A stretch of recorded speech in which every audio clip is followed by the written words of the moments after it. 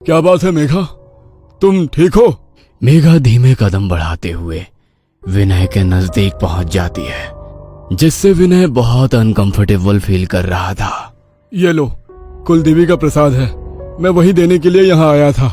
विनय प्रसाद जैसे ही मेघा के हाथ से छुआता है, वह एक दोहरी सी आवाज में चीख कर वहां से भाग जाती है।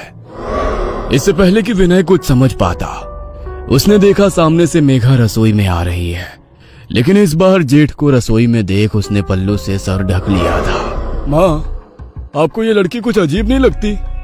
कभी पल्लू ठीक करती है, कभी आकर चिपकने लगती है, पता नहीं कैसे संस्कार है इसके। विनय अपनी माँ को रसोई में हुई घटना बताने लगता है। अरे एक नंबर की चरित्रहीन लड़की पल्ले पड़ गई हमारे। छी, तुझे आकर छूने की कोशिश कर रही थी। नई बहू की इस हरकत को जानकर मालिनी के पैरों तले जमीन सरक गई थी। पहले मैंने उसे कमरे में किसी से बात करते सुना, और अब ये घटना। कैसी सड़क छाप लड़की आ गई है इस घर में। मुझे नजर रखनी होगी इस पर, वरना खानदान की नाक कटवा देगी ये लड़की। आधी रात का समय था। मालिनी को अपने कमरे में ठंडक का एहसास होने लगता है, जिससे उसकी नींद टूट जाती है। खिड़की की ओर नजर डालने पर उसे एक साया कांच के उस ओर से गुजरता हुआ नजर आता है। इतनी रात को कौन टहल रहा है हवेली में? मालिनी बिस्तर से उतरकर धीरे से कमरे का दरवाजा खोलती है तो देखती है मेघा तेज कदमों से अपने कमरे की तरफ जा रही है। कहाँ से आ रही है ये इतनी रात को? आखिर चल क्या रहा है इसके मन में? मालिनी अब हर समय बहू मेघा पर नजर रखने लगी थी। मैम साहब, चूड़ी वाला आया है। आपने नई दुल्हन के लिए राजस्थानी चूड़ा मंगवाया था क्या? मेघा, जाओ पसंद कर लो चूड़ा, मैं आती हूँ 2 मिनट में। 2 मिनट भी नहीं बीते थे कि मेघा सीढ़ियाँ उतरती हुई मालिनी के पास आती है। मासा, आपने बुलाया? मैं जरा बाथरूम में थी। बाथरूम में थी? अभी तो तुम बाहर चूड़ा लेने गई थी ना? तुम्हारा दिमाग ठीक है? इतनी जल्दी तुम सीढ़ियों से ऊपर जाकर वापस नीचे कैसे आ गई? मैं तो अभी आ ही रही हूँ ऊपर से। कौन सा चूड़ा? मालिनी दौड़ते हुए बाहर आंगन की ओर जाती है, लेकिन वहाँ उसे कोई नजर नहीं आता। ये कैसे हो सकता है? अभी तो तुम बाहर निकली थी, फिर छत से कैसे आई? मुझे कुछ समझ नहीं आ रहा। उसी रात। माँ, मैं एक दोस्त की शादी में जा रहा हूँ, कल लौटूंगा, आप ख्याल रखना अपना। साहिल के जाने के कुछ देर बाद मालिनी को मेघा के कमरे से किसी की मर्दाना आवाज सुनाई देने लगती है। मालिनी बहू के कमरे का थोड़ा सा दरवाजा खोलकर अंदर झांक कर देखती है। अंदर का मंजर इतना डरावना था कि मालिनी के पांव अपनी जगह पर जम से गए थे। अंदर कमरे में सिर्फ मेघा थी और वो आराम कुर्सी पर दोनों पांव ऊपर करके सिमट कर बैठी हुई थी।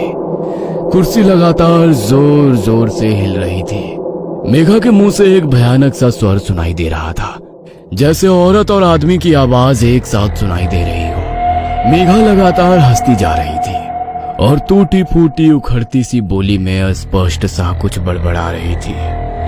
अचानक मेघा ने हंसना बंद कर दिया और गंभीर होकर झटके से दरवाजे की ओर देखा। मालिनी को ऐसा महसूस हुआ जैसे मेघा ने उसे देख लिया है, इसलिए वो तुरंत 2 कदम पीछे हट जाती है। ये क्या था? क्या हो रहा है इस लड़की को? मुझे यहाँ से चलना चाहिए। साहिल भी घर में नहीं है, मुझे कुछ ठीक सा महसूस नहीं हो रहा। मालिनी नीचे आकर अपने कमरे का दरवाजा बंद कर लेती है, लेकिन रह रहे कर उसे बहू का वो हंसना और खुद को घूर कर देखना याद आ रहा था। मालिनी अपने कमरे में बिस्तर पर सिमटी बैठी थी कि तभी उसके दरवाजे पर दस्तक हुई। इतनी रात को कौन आया होगा? घर में तो बस मेघा और मैं ही हैं। दरवाजे पर होती दस्तक लगातार बढ़ती जा रही थी, जिसके कारण मालिनी पसीने पसीने हो रही थी। कुछ देर बाद दरवाजा पीटने की आवाज अपने आप बंद हो जाती है। लगता है मेघा अपने कमरे में चली गई है, एक बार जाकर देखती हूँ।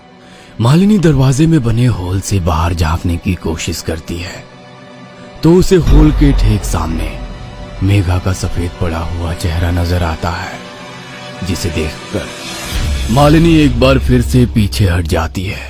मालिनी के कमरे में अचानक ही जमीन पर खून से बने पैरों के निशान बनने लगते हैं और देखते ही देखते वहां से गायब हो जाते हैं। मालिनी को इतना समझ में आ गया था कि कुछ तो है, जो उसे अपने होने का एहसास दिला रहा है, जो मालिनी को ये बताना चाहता है कि दरवाजा बंद कर लेने से वो उसे अंदर आने से रोक नहीं सकती। डर ने मालिनी के दिल और दिमाग को पूरी तरह से अपने कब्जे में कर लिया था। रात मानो सदियों से भी लंबी हो गई थी उसके लिए। किसी तरह रात बिताने के बाद अगली सुबह जब साहिल घर लौटता है तो मालिनी उसे काफी बेचैन महसूस करती है। क्या बात है बेटा, इतने परेशान क्यों नजर आ रहे हो? माँ, मेघा घर पर आ गई है क्या? अरे वो गई ही कहाँ थी जो लौट कर आएगी। मेघा के बारे में तो तू बात ही मत कर। जो मैंने कल रात देखा ना, अगर तुझे पता चला तो तेरे पैरों के नीचे से जमीन खिसक जाएगी।